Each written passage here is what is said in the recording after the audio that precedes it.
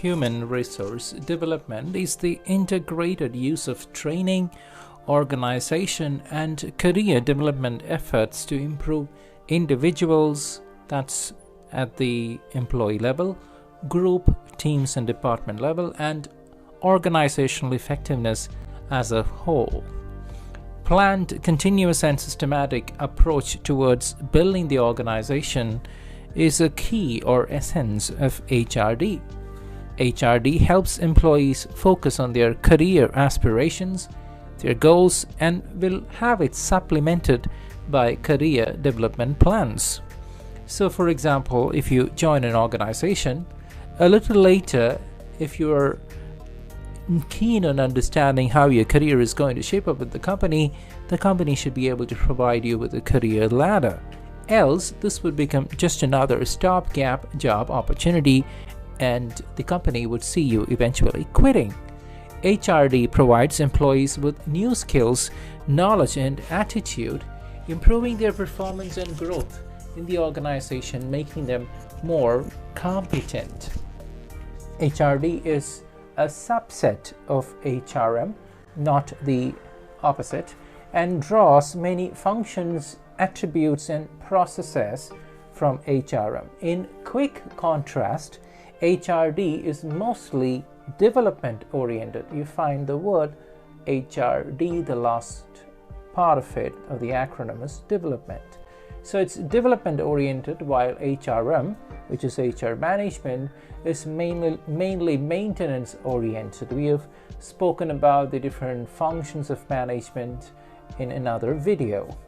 The main objectives of HRD systems would be to develop the capabilities of the employees, cooperation between various teams or units within the organization, which would mean better collaboration, promote team spirit, ensure that the relationship between employees and their supervisors are going on in a smooth manner, and the overall health and resilient capabilities of the organization.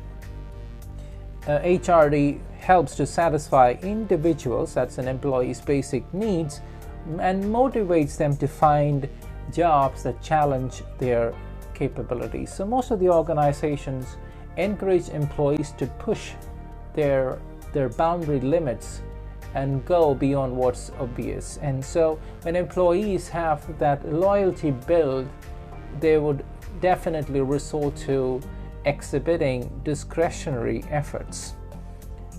HRD develops necessary skills and abilities required to perform organizational activities, as a result of which employees can contribute for better performance in an organization, leading to greater organizational effectiveness. Across surveys conducted by research firms and management consulting firms, employees have made it clear again and again that they want to work for companies who offer flexibility and are ready to invest in their skill development. Why would they stay with a company for long if they don't see any future? Next comes employee counseling.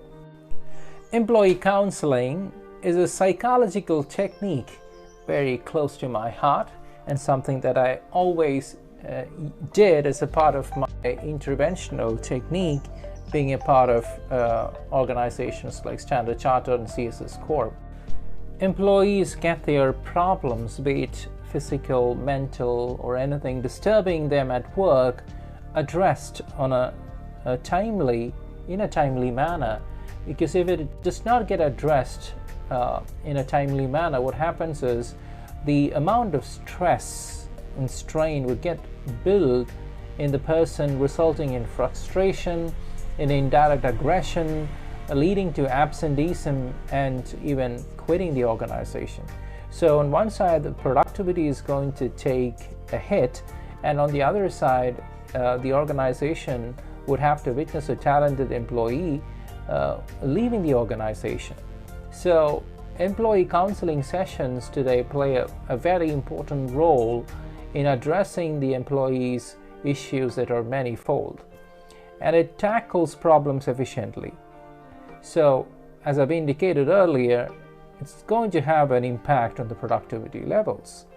So employee counseling sessions results in better operational results if you're talking about from a business transaction perspective. Absenteeism gets reduced, and if there are issues that can be addressed, then and there, employee counseling sessions could take care of that. The present time, the pandemic situation we all are in throws a lot of uncertainty, and due to the ongoing challenges that you're facing, it is very difficult to perform the task as per the requirements in different spheres of life, be it in the educational space or even as a student. You would be able to relate to this. Personal life is full of struggles, and a lot of efforts are put to meet the day-to-day needs of individuals, catering to their family life, and also on the other side the need to fulfill their business objectives.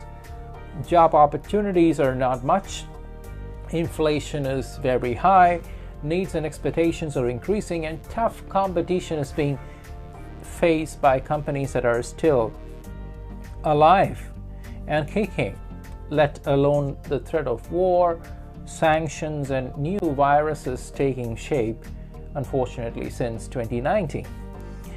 An employee counseling session, let me come back to that again, is a meeting between the supervisor and the employee, or it can even be with the HR expert or an HR counselor of the organization.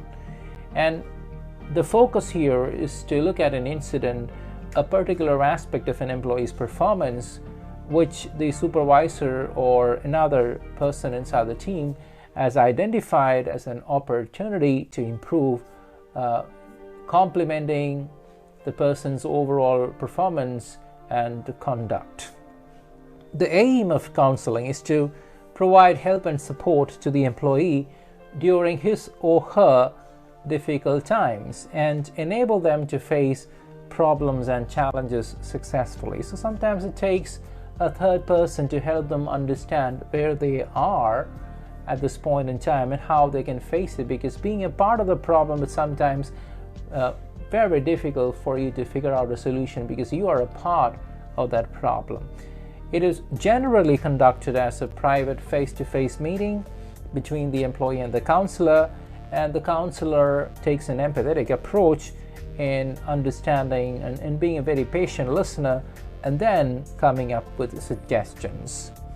Employees, or even as students, you face problems in your personal life. So when we talk about this from an organizational perspective, the personal and professional life may go for a hit, affecting workplace behavior and performance.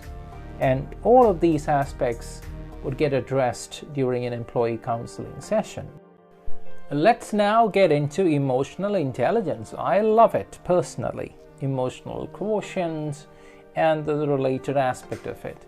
In practical terms, this means emotional intelligence means being aware about one's own emotions, being able to manage your emotions, understand the emotions of others, and also being able to manage the emotions of others. That is definitely possible, but not immediately. Managing emotions is especially important in situations when we are under pressure. For example, when we are giving and receiving feedback, meeting tight deadlines, be it a project work, working with your research guide at college, or with your manager at work, meeting deadlines when it comes to clients giving you deadlines, dealing with challenging relationships on a personal front or at work, not having enough resources for you to complete a task, navigating a change, adapting through a process or going through a change, working through setbacks and personal failures in life. When emotions run high, they change the way our brains function, diminishing our cognitive abilities, decision-making powers, and even interpersonal skills. If you have noticed that in some cases at least, you yourself would have had an emotional outburst, and you understand a little later that, oh, that could have been avoided. So when your emotions run high, some of your functions in the brain will shut down and you will not be able to think clearly. Understanding and managing our emotions and also the emotions of others helps us to be very successful, not just in our personal life but also in our professional lives. At a personal level, emotional intelligence could help us be comfortable in conversations and in managing conversations, manage our emotions when stressed or when we feel overwhelmed, and also improve relationships with the people we really care about. At work, emotional intelligence can help us resolve conflicts, interpersonal conflicts, coach and motivate others, create a culture of collaboration, and build psychological safety within teams. When I use the phrase psychological safety, I'm referring to the spatial distance maintained between people in a team, respecting their privacy, having high regards for their caliber, their talents, piggybacking on their strengths, putting your arms around their shoulders when they go through hardships. All of this would collectively come under the term psychological safety. Now let's learn TQM and quality circles.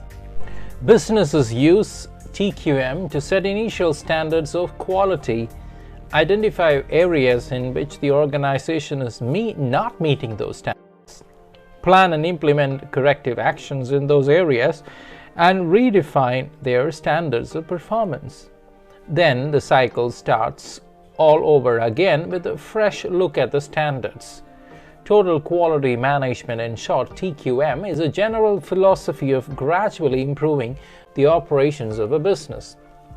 TQM is applied at the tactical frontline level where production, clerical, and low-level managers are deeply involved. That's where production would get impacted. There are a number of tools available to assist in TQM efforts, such as benchmarking, failure analysis, PDCA, that's a plan, do, check, act cycle, process management, product design control, statistical process control, etc. We shall touch upon the PDCA cycle, that's the plan, do, check, act cycle, and also on quality circles. TQM works best in an environment where it's strongly supported by management, it is implemented by employee teams, and there is a continual focus on process improvement that prevents errors from occurring again and again. TQM can be implemented successfully in any part of a business. It could be accounting, field servicing, that's marketing, finance, legal and administration, maintenance, manufacturing, materials management, R&D, and the related departments in the organization. TQM helps in cost reduction, productivity improvement, customer satisfaction, defect reduction, and improves the overall morale of the workforce. The improvement method of total quality management requires using an iterative 4-step management process for planning and monitoring quality of a product or service. This process is known as PDCA, P for plan, D for do, C for check, and A for act. It creates an improvement sequence to be used within the methodology. Let's go one by one. Plan. First, you must determine the problem, then identify possible reasons for that problem, and finally evaluate possible alternative problems and their reasons through a cause and effect analysis. Do is next. Now you need to implement your plan. That is the execution phase. You must involve a team in the implementation and start the improvement process. Next comes C for check. During and after the implementation, you must gather information on the observed effects of the problem. Your goal here would be to find out what all improvement solutions were successful. And finally, A for action. At the final step, you need to ensure that the improvement process has been implemented so that the problem is successfully resolved. Next comes quality circles. Quality circle refers to the group of individuals who meet on a regular basis to discuss the work-related problems. It consists of minimum 3 and maximum 12 members. The quality circles are voluntary associations of workers of the same workplace. It involves people in solving problems and tap their brain power effectively. Quality circles contribute towards the development of an organization. They create a healthy work environment such that employees find the place worthwhile to work. Quality circles explore the hidden potential of individuals, drawing out the infinite possibilities of each individual. Quality circles improve the product quality and services of the organization, thereby the overall productivity. It improves the team skills, capabilities, confidence levels, and creativity through education, training, and participation of volunteers in these quality circles. Quality circle generally constitutes the leaders, non-members, members, management staff, facilitators, and the steering committee. Non-members are the persons who help in implementing the recommendations made by the quality circle members. Members are the main players in the program, and they participate in the meetings, express their ideas, and develop solutions to the problem. Leader is elected by the members, and the line manager may act as the leader of the quality circle in most cases. Facilitator is a link between the quality circle leader and the steering committee, and his duties include coordination, training of members, initiating forming of quality circle, provide feedback to steering committee, and act as an evaluator. Steering committee is the apex body operating at the plan level, responsible for formulating objectives and providing resources to quality circle members. Top management is the decision-making body consisting of chief executive officer, general managers, and other senior managers, providing support and encouragement to all quality circle members. That's all for the session. Happy learning! Job enrichment is motivational in nature and is a token of recognition. It could also be a forerunner to a promotion sometime down the line. If your manager takes you with them to a management discussion table, wants you to participate in client calls, is asking you less about what you have done and where you are, that would mean participation in managerial activities and more freedom at work. In this case, you are experiencing job enrichment.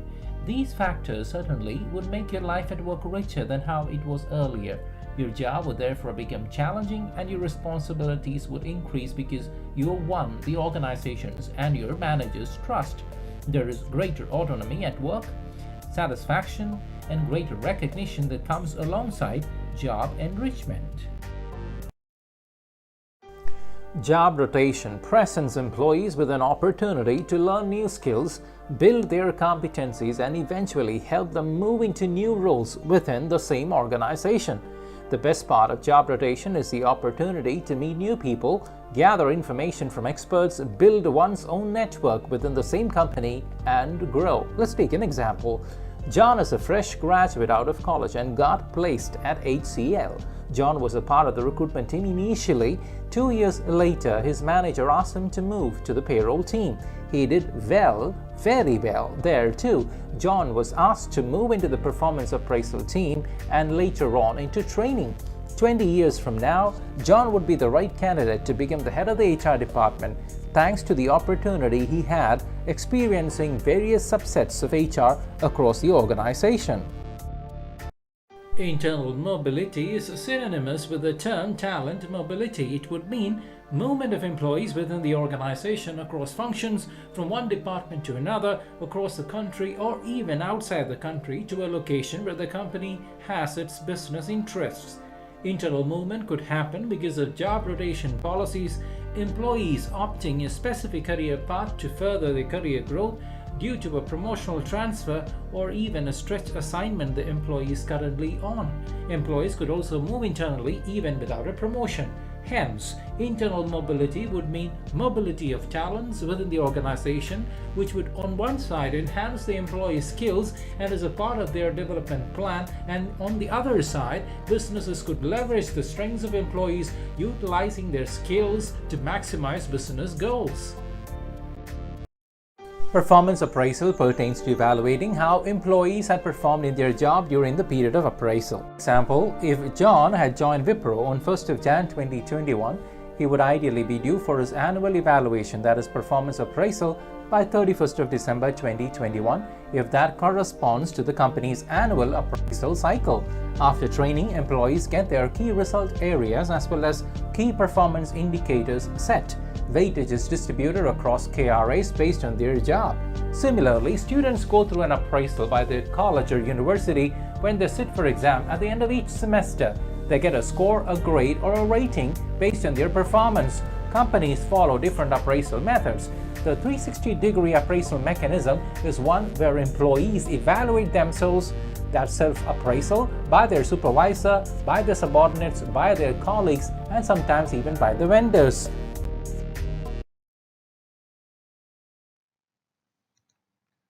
Recruitment അഥവാ talent acquisition എന്നതാണ് നമ്മൾ ഈ സെഷനിൽ മനസ്സിലാക്കാൻ ശ്രമിക്കുക. ഒരു സ്ഥാപനത്തിൻ്റെ entrance ആണ് റിക്രൂട്ട്മെൻറ്റ് എന്ന് വേണേൽ പറയാം. HR ഡിപ്പാർട്ട്മെൻറ്റിൽ പല സബ് ഫങ്ഷൻസ് ഉണ്ട്. HR ഡിപ്പാർട്ട്മെൻറ്റിൽ പേറോൾ ഹാൻഡിൽ ചെയ്യുന്ന ടീമുണ്ട്, പെർഫോമൻസ് അപ്രൈസൽ ഹാൻഡിൽ ചെയ്യുന്നവരുണ്ട്, ബെനഫിറ്റ്സ് അഡ്മിനിസ്ട്രേഷൻ നടത്തുന്നവരുണ്ട്. അതുകൂടാണ്ട് വേറെ പല ഫങ്ഷൻസും ആ ഓർഗനൈസേഷൻ്റെ വലുപ്പം അനുസരിച്ചിട്ട് ചെറുതാകാം, വലുതാകാം. വലിയ കോംപ്ലക്സ് ഓർഗനൈസേഷൻസ് ആണെങ്കിൽ അവർക്ക് സെപ്പറേറ്റ് ആയിട്ടുള്ള HR ടീംസ് ഓരോ ഫങ്ഷൻ ഹാൻഡിൽ ചെയ്യാനായിട്ടുണ്ടാവും. ഒരു ഓർഗനൈസേഷൻ്റെ requirement, manpower requirement, how many people are required for a particular team, what is the manpower count required for my organization for this month, for this week, for the next quarter, etc. needs to be understood in advance. Manpower planning and forecasting helps an organization reach out to the recruitment team or the talent acquisition team and help them make certain concrete decisions about the number of people required. ഇപ്പോൾ recruitment എന്ന് പറയുന്നത് ആ സ്ഥാപനത്തിലേക്ക് ആളുകളെ എടുക്കുക, ഏറ്റവും നല്ല താലന്തുകളെ കണ്ടുപിടിച്ച് ഓർഗനൈസേഷൻ്റെ ഉള്ളിൽ വേക്കൻ്റ് ആയിട്ടിരിക്കുന്ന പൊസിഷൻസിൽ അവരെ റിക്രൂട്ട് ചെയ്യുക എന്നുള്ളതാണ് റിക്രൂട്ട്മെന്റ് എന്നുള്ള ഫംഗ്ഷൻ കൊണ്ട് ഉദ്ദേശിക്കുന്നത്. അതിൻ്റെ ഒരു പര്യായ പദപ്രയോഗമാണ് ടാലന്റ് അക്വിസിഷൻ എന്ന് പറയുന്നത്. ചില ഓർഗനൈസേഷനിൽ അതിനെ സോഴ്സിംഗ് ടീം എന്ന് പറയും. അപ്പോൾ ഈ സോഴ്സിംഗ് ആൻഡ് സെലക്ഷൻ എന്നുള്ള എൻറ്റയർ പ്രോസസ്സ് ഹാൻഡിൽ ചെയ്യുന്നത് ഈ റിക്രൂട്ട്മെന്റ് ഡിപ്പാർട്ട്മെന്റ് അഥവാ റിക്രൂട്ട്മെന്റ് ടീമിൻ്റെ ഫങ്ഷനിങ് ആണ്, അവരുടെ റെസ്പോൺസിബിലിറ്റിയാണ്.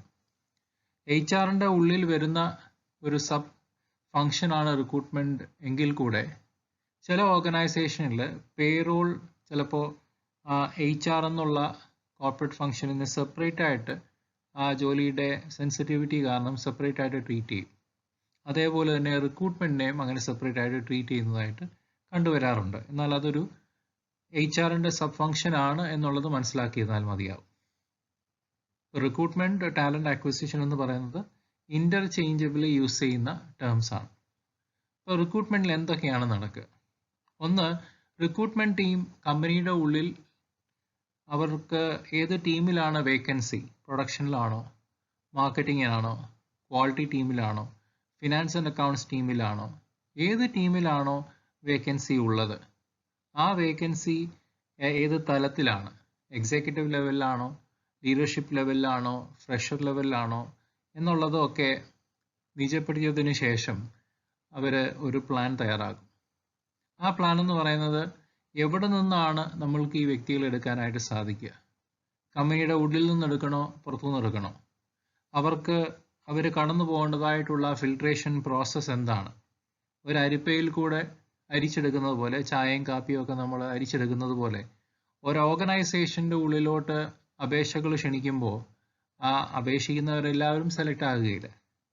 ആ അപേക്ഷിക്കുന്നവരുടെ യോഗ്യത പരിഗണിച്ചതിന് ശേഷം അവരുടെ കമ്പനിയുടെ ഉള്ളിലുള്ള ജോബ് ഡിസ്ക്രിപ്ഷനുമായിട്ട് തട്ടിച്ചു നോക്കി ഈ പൊസിഷനിലേക്ക് ഏറ്റവും യോഗ്യനായ അല്ലെങ്കിൽ യോഗ്യയായ വ്യക്തി ആരാണ് എന്നുള്ളത് തരപ്പെടുത്തിയതിന് ശേഷമാണ് ആ വ്യക്തികൾക്ക് ഓഫർ ലെറ്റർ കൊടുക്കുക.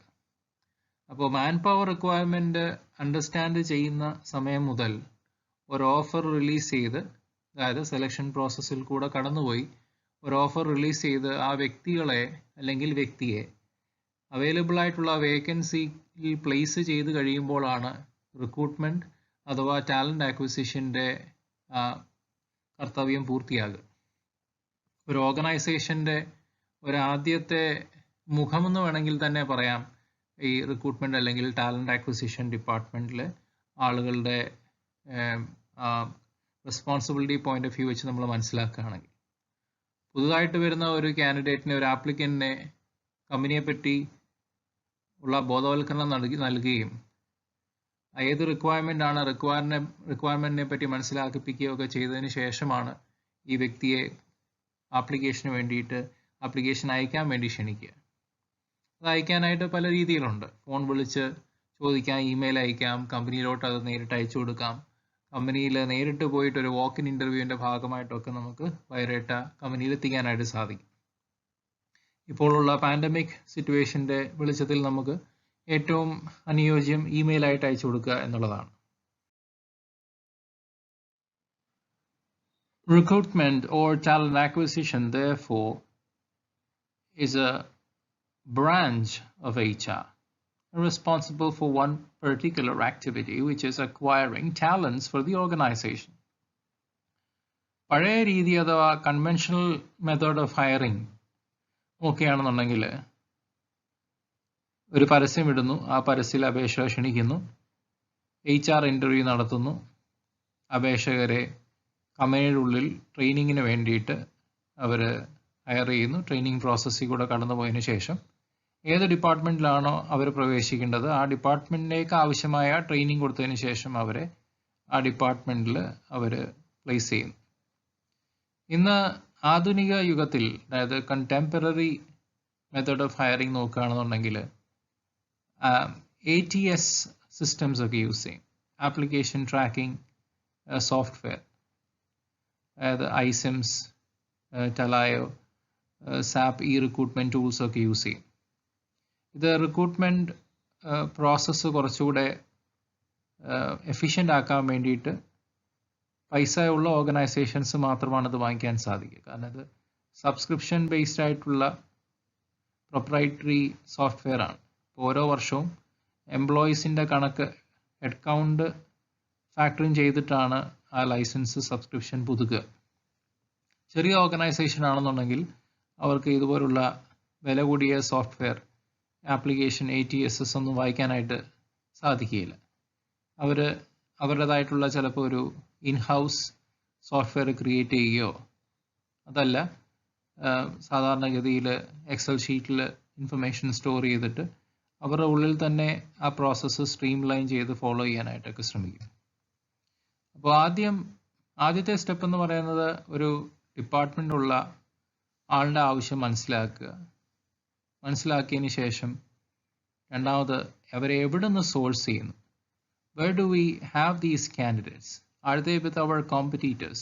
Or do we already have them as a part of our organization? Or should we look externally from the market? Can we recruit freshers, or would the job demand a person with experience for this particular position? അത് check ചെയ്തതിന് ശേഷമാണ് internal source അല്ലെങ്കിൽ external source എന്നുള്ള ആ decision കമ്പനിയിലുള്ള recruitment team decide ചെയ്യുന്നു. ഏതാണ് ഞങ്ങൾ ഈ പൊസിഷൻ ക്ലോസ് ചെയ്യാൻ വേണ്ടിയിട്ട് യൂസ് ചെയ്യേണ്ട source, internal or external or A combination of both. അപ്പോൾ ആ സോഴ്സ് ചൂസ് ചെയ്തതിന് ശേഷം ആ മേഖലയിൽ ആപ്ലിക്കൻസ് കാണാനായിട്ട് പരസ്യങ്ങൾ കൊടുക്കുക, അതുപോലെ തന്നെ വിളംബരങ്ങൾ നടത്തുക, സ്റ്റാഫിംഗ് വെൻഡേഴ്സിനെയൊക്കെ കോൺടാക്ട് ചെയ്യാം, ഇൻ്റർനെറ്റിൽ അഡ്വർടൈസ്മെൻറ്റ് കൊടുക്കാം, നോക്കറി, മോൺസ്റ്റർ, ടൈംസ് ജോബ്സ്, ലിങ്ക്ഡിൻ മുതലായ ജോബ് ഡേറ്റാബേസസിലും പ്രൊഫഷണൽ നെറ്റ്വർക്കിംഗ് സൈറ്റ്സിലുമൊക്കെ പരസ്യം കൊടുക്കാം. വാട്സാപ്പ് വഴി ഒത്തിരി HR ഇപ്പോൾ കമ്മ്യൂണിക്കേറ്റ് ചെയ്യാറുണ്ട്. വാട്സാപ്പ് ഗ്രൂപ്പ്സിൽ HR തന്നെ വാട്സാപ്പ് ഗ്രൂപ്പ്സ് ഉണ്ട് എക്സ്ക്ലൂസീവ് ആയിട്ടുള്ളത്, മൾട്ടിനാഷണൽ കമ്പനിയിലും അതുപോലെ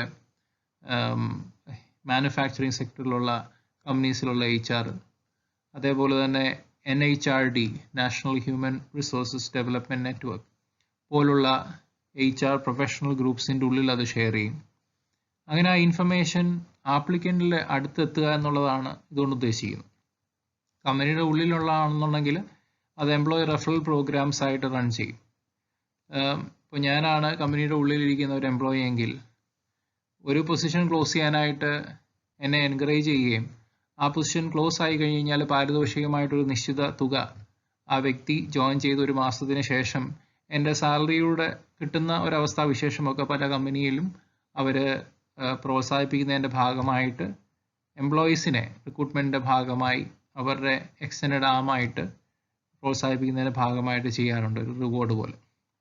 അപ്പം അതിനുശേഷം സ്ക്രീനിങ്, സോഴ്സിങ് ചെയ്യുന്നതിന് ശേഷം നടക്കുന്നത് പലതരത്തിലുള്ള സ്ക്രീനിങ് ആണ്. ഇപ്പോൾ ക്യാമ്പസ് സെലക്ഷനിലൊക്കെ നടത്തുക സോഫ്റ്റ്വെയർ എഞ്ചിനീയേഴ്സിൻ്റെ ഒരു പ്രത്യേക സ്ക്രീനിങ് മെക്കാനിസം ആയിരിക്കും. ഇനിയും ഒരു ട്രാൻസാക്ഷൻ പ്രോസസ്സിങ്ങുമായിട്ട് ബന്ധപ്പെട്ട ജോലിയാണെന്നുണ്ടെങ്കിൽ അവരുടെ ടൈപ്പിംഗ് സ്കില്ലും റൈറ്റിംഗ് സ്കിൽസ് ഇൻ ഇംഗ്ലീഷും ഒക്കെ ചെക്ക് ചെയ്യും.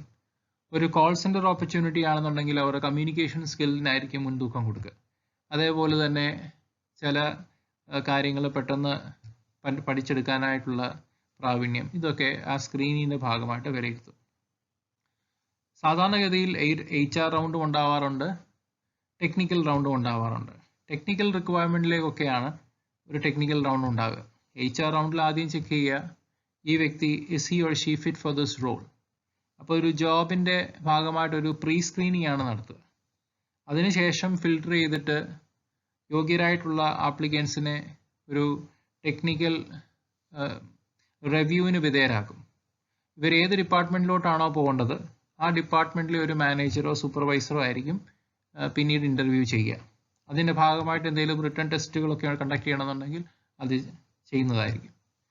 ഒരു വലിയ ഗ്രൂപ്പ് അല്ലെങ്കിൽ മാസിൽ നിന്നാണ് ഫിൽട്ടർ ചെയ്ത് കുറച്ച് കാൻഡിഡേറ്റ്സിനെ തിരഞ്ഞെടുക്കണമെന്നുണ്ടെങ്കിൽ ഗ്രൂപ്പ് ഡിസ്കഷൻ മുതലായ ടെക്നിക്സ് ഫോളോ ചെയ്യാറ് പതിവാണ്. ഈ HR റൗണ്ട് ക്ലിയർ ചെയ്ത് അതിനുശേഷം ഓപ്പറേഷൻസ് റൗണ്ട് അല്ലെങ്കിൽ ടെക്നിക്കൽ റൗണ്ട് എന്നൊക്കെ പറയുന്ന അടുത്ത റൗണ്ട് ക്ലിയർ ചെയ്തതിന് ശേഷം വീണ്ടും ഒരു HR റൗണ്ട് ഉണ്ടാവും. അതായത് പ്രൊവിഷണലി നിങ്ങൾ സെലക്റ്റഡ് ആണ്. ഇനി അടുത്തത് സാലറി ഡിസ്കഷനാണ്. താങ്കൾ ജോലി ചെയ്യുന്ന വ്യക്തിയാണെങ്കിൽ എത്ര നാളിനുള്ളിൽ ജോയിൻ ചെയ്യാൻ സാധിക്കും, ഇങ്ങനെയുള്ള കാര്യങ്ങളെ പറ്റിയുള്ള ഡിസ്കഷൻ ആയിരിക്കും പിന്നെയുള്ള HR റൗണ്ടിൽ നടക്കുക. ഇനി ഫ്രഷറായിട്ടുള്ള ഒരു വ്യക്തിയാണെന്നുണ്ടെങ്കിൽ സാലറിയെ പറ്റി ഒരു ബോധ്യം കൊടുക്കുകയും താങ്കൾ ഇത്രയും പെട്ടെന്ന് ജോയിൻ ചെയ്യണം, ഇന്നടത്താണ് ജോയിൻ ചെയ്യേണ്ടത് എന്നൊക്കെയുള്ള വിവരം ഷെയർ ചെയ്യുകയും ചെയ്യും. അപ്പോൾ അത് ഒരു ഫീഡ്ബാക്ക് ആയിട്ട് കൂടെയാണ് പോവുക. അതിനുശേഷം പിന്നെ നടക്കുക ഓഫർ റിലീസാണ്. ഈ ഓഫർ ലെറ്റർ തയ്യാറാക്കുന്നത് കമ്പനിയുടെ പല പോളിസികളും അതുമായിട്ട് ബന്ധപ്പെട്ടതായിട്ടുണ്ട്. അതുപോലെ തന്നെ ഇന്ത്യൻ ലേബർ നിയമങ്ങളുമായിട്ട് ബന്ധപ്പെട്ട കംപ്ലയൻസ് നോംസും ഇതിൽ മെൻഷൻ ചെയ്യും. ഇൻഫർമേഷൻ ടെക്നോളജി ആക്ടുമായിട്ട് ബന്ധപ്പെട്ട കംപ്ലയൻസ് ആസ്പെക്ട്സ് ഇതിലുണ്ടാവും. ക്ലയൻറ്റ് സെൻസിറ്റീവ് ഇൻഫർമേഷൻ ഹാൻഡിൽ ചെയ്യുന്ന എംപ്ലോയീസ് ഉണ്ടെന്നുണ്ടെങ്കിൽ അവരെ സംബന്ധിക്കുന്നതായിട്ടുള്ള ചില കാര്യങ്ങൾ മറ്റുള്ളവരുമായിട്ട് ഷെയർ ചെയ്യാൻ പാടില്ല. ഇങ്ങനെയുള്ള കാര്യങ്ങൾ ആ ഓഫർ ലെറ്ററിൻ്റെ ഭാഗം ഉണ്ടാവും. ആ ഓഫർ ലെറ്റർ രണ്ട് കൂട്ടരും സൈൻ ചെയ്യുമ്പോൾ, അതായത് ആ സ്വീകരിക്കുന്ന പ്രോസ്പെക്റ്റീവ് കാൻഡിഡേറ്റ് ആ വ്യക്തി സൈൻ ചെയ്യുകയും അതിൽ കമ്പനിയുടെ കൗണ്ടർ സിഗ്നേച്ചർ ഉണ്ടാകുകയും ചെയ്യുമ്പോൾ അത് നിയമസാധുതയുള്ള ഒരു ഡോക്യുമെൻ്റ് ആയിട്ട് മാറുന്നു. ഇന്ത്യ കോൺട്രാക്ട് ആക്ട് 1872 പ്രകാരം അത് ഒരു വാലിഡ് കോൺട്രാക്ട് ഡോക്യുമെൻ്റ് ആയിട്ട് മാറുന്നു. അതിൽ നോട്ടീസ് പീരീഡ് സെർവ് ചെയ്യേണ്ട കാര്യത്തെപ്പറ്റി, കമ്പനിയുടെ ഉള്ളിൽ സീറോ ടോളറൻസ് പോളിസി ഫോളോ ചെയ്യുന്നത് ഏതൊക്കെ അവസ്ഥാവിശേഷങ്ങളിലുമാണെന്നും ഏതെങ്കിലും ഒരു ഡിസിപ്ലിനറി പ്രൊസീഡിംഗ് ഉണ്ടായി കഴിഞ്ഞു കഴിഞ്ഞാൽ കമ്പനി ഏത് രീതിയിലായിരിക്കും ആ വ്യക്തിയെ പുറത്താക്കുക എന്നുള്ളത് മെൻഷൻ ചെയ്തിട്ടുണ്ടാകും. വ്യക്തികൾ സ്വയം കമ്പനിയിൽ നിന്ന് പുറത്തു പോവുകയാണെന്നുണ്ടെങ്കിൽ അവർ കൊടുക്കേണ്ടതായിട്ടുള്ള നോട്ടീസ് പീരീഡിനെ പറ്റി മെൻഷൻ ചെയ്തിട്ടുണ്ടാവും. ഇതെല്ലാം കോൺട്രാക്റ്റിൻ്റെ ടേംസ് ആൻഡ് കണ്ടീഷൻസിലാണ്. ഇത് വായിച്ചതിന് ശേഷമാണ് ഒപ്പിട്ടിട്ട് ഞാൻ സമ്മതിക്കുന്നു, ഞാൻ ഇന്ന സമയത്ത് ജോയിൻ ചെയ്തോളാം എന്ന് ഒരു സെലക്റ്റഡ് ആയിട്ടുള്ള ഉദ്യോഗാർത്ഥി കമ്മ്യൂണിക്കേറ്റ് ചെയ്യുന്നത്. അതിനുശേഷം നടക്കുക, ഏത് ദിവസം എവിടെ വെച്ച് ആണ് വരേണ്ടത്, അന്ന് വരുമ്പോൾ ജോയിനിങ് ഫോർമാലിറ്റീസ് കംപ്ലീറ്റ് ചെയ്യുന്നതിനെ പറ്റി മെൻഷൻ ചെയ്യും. അപ്പോൾ അത് ആ ജോയിനിങ് ചെയ്യാൻ വരുന്ന ദിവസം അത് വെൽക്കം ഡേ എന്നുള്ള രീതിയിലോ അല്ലെന്നുണ്ടെങ്കിൽ ഇൻഡക്ഷൻ ഡേ എന്നോ ഫസ്റ്റ് ഡേ അറ്റ് ഓഫീസ് എന്നോ ഒക്കെ പല രീതിയിൽ ഓർഗനൈസേഷൻസ് അതിനെ വിശേഷിപ്പിക്കാറുണ്ട്. എന്നിരുന്നാലും ആദ്യമായിട്ട് ആ എംപ്ലോയി ഓർഗനൈസേഷനിൽ ഫോർമലി ഒരു എംപ്ലോയി ആയിട്ട് ജോയിൻ ചെയ്യുന്ന ദിവസമാണ് അത് സൂചിപ്പിക്കുക.